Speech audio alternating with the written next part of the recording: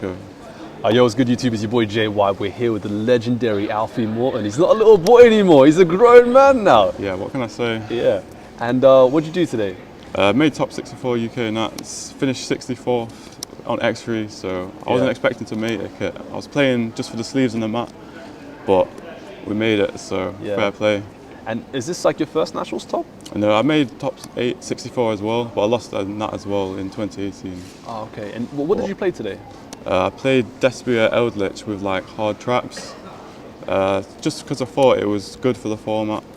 I didn't really know any of the like random decks, so like I just played the most representative decks and just built my deck around that to beat them. So luckily that's what I faced most of the events, so it worked out.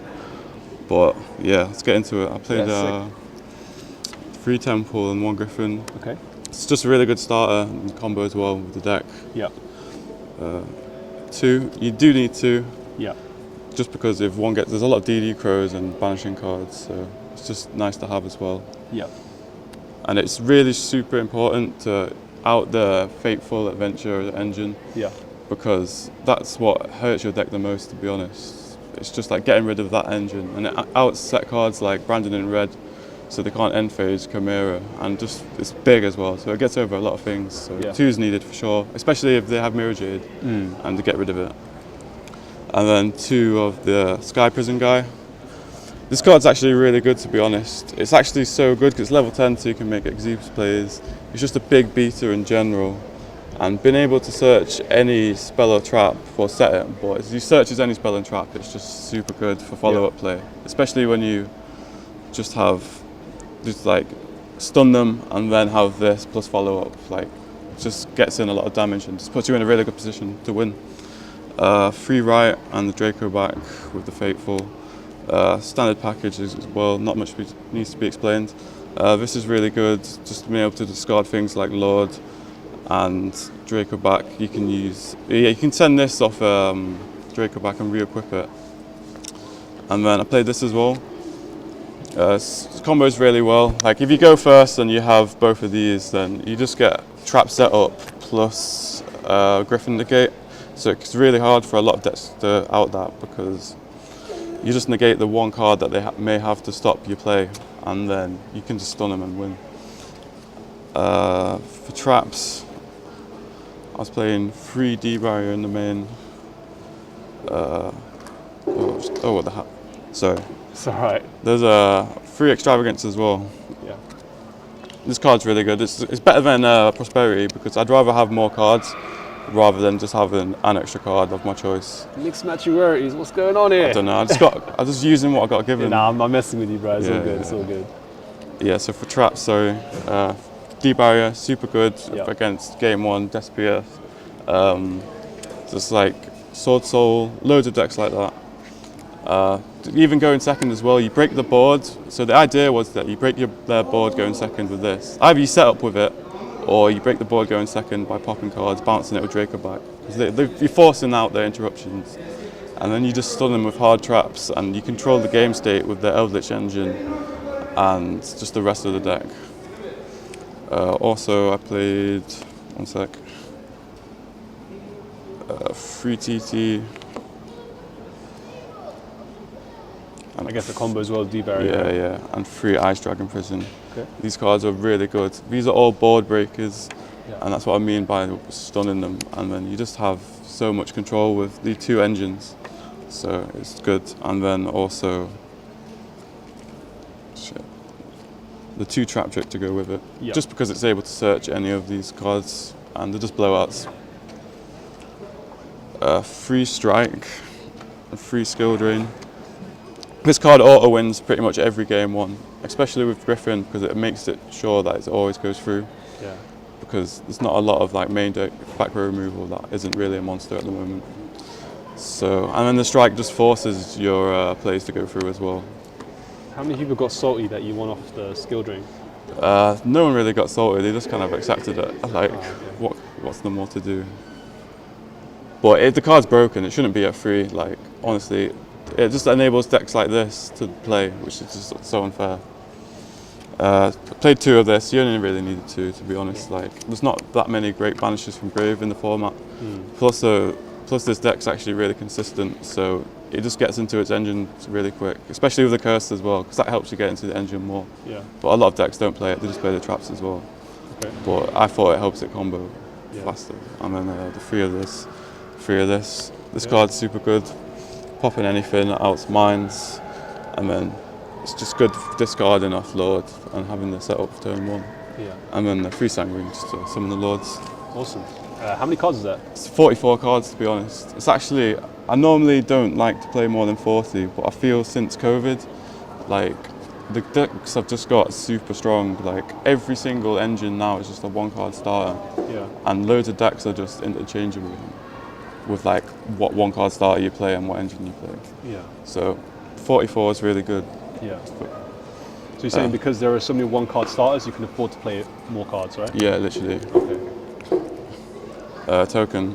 But, yeah. Link ones. These two. Just two. There's no point playing 2 Link Spider. You might as well throw this in. Yeah. Does it do anything? Yeah, I think it just destroys the monster it points to. To be fair, I misplayed into it a lot of times. It's like the Relinquish Anima card. So if they have a monster under the extra monster zone, you can get rid of it. So it can come up. You just turn one of your traps into it. Let's leave it there actually. Nightmare, Cerberus, Unicorn, really good. If you do summon the Link Spider, sometimes with Sky Prison, you just have a lot of monsters, and with the Brave engine as well, you can just link climb and get draws, like discard stuff that's good in grave, and then draw a card. So yeah, and just work your way through the board. And then the 1 BLS card, this card's super strong. It comes up in some game states, but you can't always make it, to be honest. But he's nice.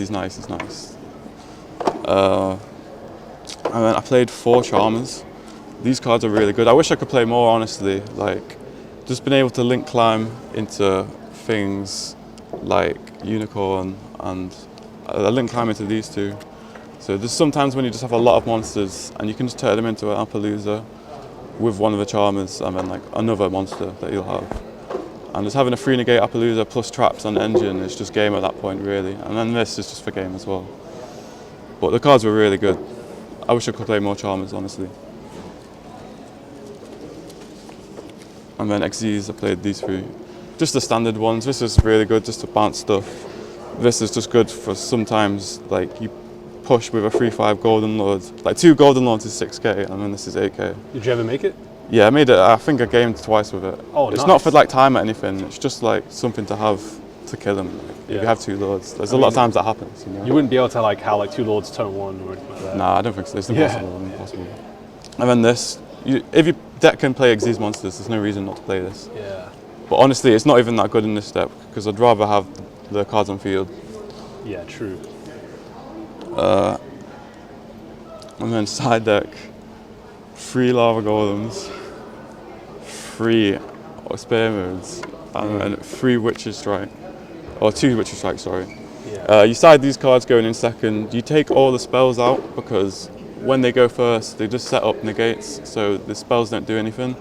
You just set traps and pass at that point. Yeah. So you want something that will just break the board, and then you set all your broken cards and stun them again, and then that's it. Like if you Spear Mode when they set up Hulk, Griffin, plus the token, you get rid of the Draco back. So that's literally like 4 cards gone that you don't have to deal with, and then you just stun them with skill drains and stuff like that. How many times did you, summon these? Spear Mode a couple times. Lava Golem's the main one because you can summon it against Despia. This isn't great against everything because sometimes they just end on 2 monsters. Yeah. This card was so good going second. Like if they have something like Griffin or like a Savage Dragon or just anything, all the monsters now that negate activation rather than the effect. So this is just a blowout. Like if you activate Skill Drain, they're forced to negate it, and then you just Witcher Strike, and it literally just wins you the game off that. Well, what does it do? It destroys. So if a monster's summon's negated or a card's effect activation is negated, it destroys all your opponent's cards in hand and the field. So it leaves them with nothing. Yeah. And how many times did you resolve it? Only twice over the weekend. To be honest, I didn't really see it in my opening hand. Okay. But because you play Trap Trick as well, you play 4 copies, so it's decent. And you can Trap Trick and then use this on Resolution, Yeah. which is pretty nice. But yeah, these were just board breakers. I think they're mandatory, to be honest. Because hand traps are so low impact as well. Yeah. One feather duster. Again, just for things like Despia, because I want to get rid of the branded and red. And then just other spell and trap decks, to be honest. It's just a nice card to have. And you can set it off Sky Prison. Nice. So it's kind of searchable. Free Judgment, just to make sure your plays go through. Only side this thing going first. Or you can kind of play it against trap decks going second, but I wouldn't play it against Eldlich or anything. Okay. And then last but not least, Free Rivalry.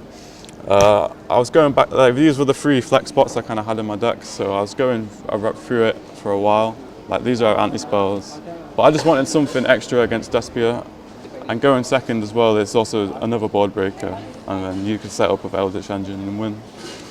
But yeah, the deck was kind of nice, but if I tested more and knew what some of the other cards did, I reckon I could have gone further. Like the theory was there, but yeah, it is what it is.